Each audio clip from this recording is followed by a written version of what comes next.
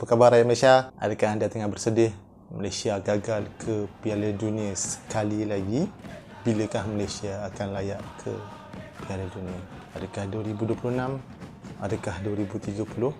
Ataupun Malaysia tidak akan selama-lamanya layak ke Piala Dunia?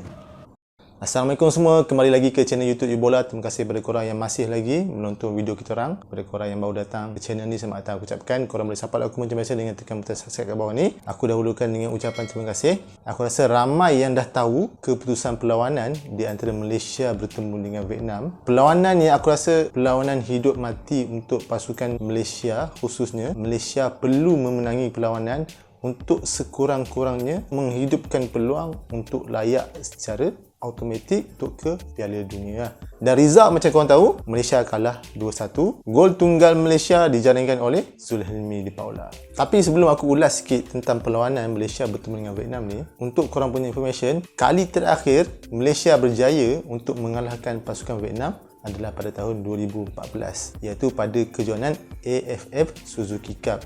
Untuk korang yang masih lagi tak tahu, pasukan Vietnam sekarang mereka berada di kedudukan 100 terbaik dunia, dan aku rasa ini peluang yang terbaik untuk Vietnam layak ke Piala Dunia. Berbalik kepada perlawanan, aku cuba nak mengulas daripada segi angle yang berbeza. Aku cuma nak berikan 3 fasa yang ada pada skuad Malaysia semasa perlawanan tersebut. Tapi sebelum tu, aku akan sentuh sedikit apakah expectation aku bila aku lihat line up yang diturunkan oleh Tang Cheng Ho. Tang Cheng Ho menurunkan Gan, Syami Kuti dan juga Syafiq Ahmad. Apa expectation pertama aku adalah perlawanan Malaysia bertemu Vietnam adalah mesti lebih baik daripada perlawanan versus dengan UAE, kerana Malaysia mempunyai Brandon Gan, iaitu pemain yang lebih natural sebagai pemain nombor 6. Malaysia menurunkan awal Syafiq Ahmad, iaitu pemain yang sangat-sangat mobile, yang boleh buat link up play yang baik. Tapi bila kita tengok front three yang diturunkan oleh Tan Cheng Ho, honestly the first impression aku tak berapa gemar apabila Safawi dan Sumareh diturunkan. Ini kerana poin aku ialah Safawi dan Sumareh bukanlah seperti Safawi dan Sumareh pada tahun 2019.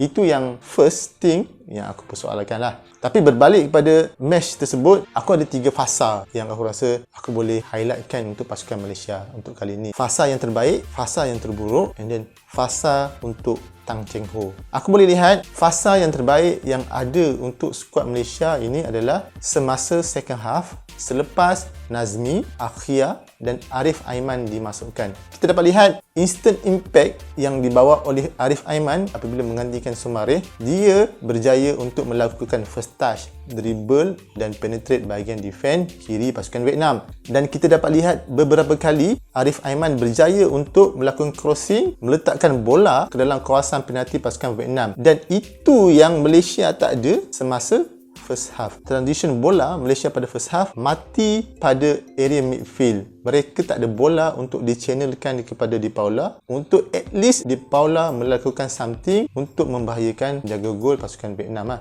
Untuk yang kedua, bagi aku, fasa yang terburuk untuk skuad Malaysia dalam game ni adalah fasa 10 minit terakhir.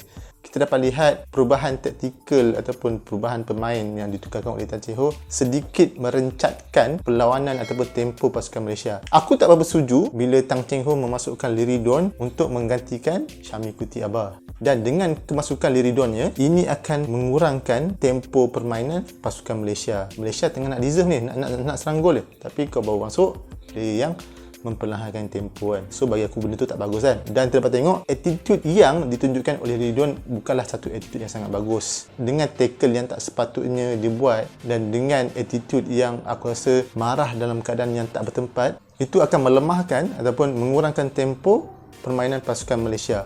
Fasa yang ketiga yang aku dapat tengok, fasa untuk Tang Cheng Ho berubah. Aku rasa kita as peminat nampak apa yang sebenarnya kekurangan yang ada untuk skuad Malaysia, dan benda ini sepatutnya Tang Cheng Ho pun perlu nampak juga. Tang Cheng Ho perlu untuk merombak pasukan Malaysia, dan area yang paling kritikal bagi aku adalah area bahagian hadapan. Aku rasa Tang Cheng Ho selepas ini perlu untuk melakukan perubahan. Tang Cheng Ho perlu memberikan kepercayaan kepada player-player muda seperti Luqman Hakim, seperti Arif Aiman untuk bermain sebagai first E.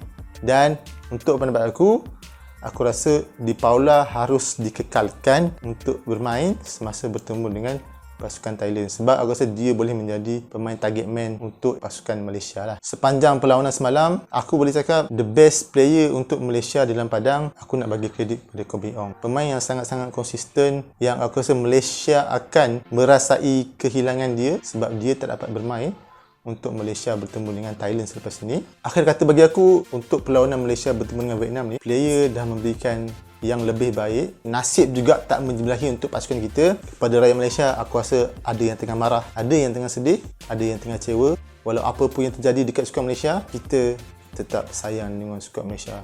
Terima kasih kepada korang yang menonton video ni daripada mula sampai habis. Terima kasih kepada korang yang masih lagi menyokong YouBola. Kepada korang yang baru menonton, baru datang ke channel ni, korang jangan lupa like, korang jangan lupa share dan subscribe. Semoga kita berjumpa lagi. Majulah sukan untuk Malaysia. Assalamualaikum.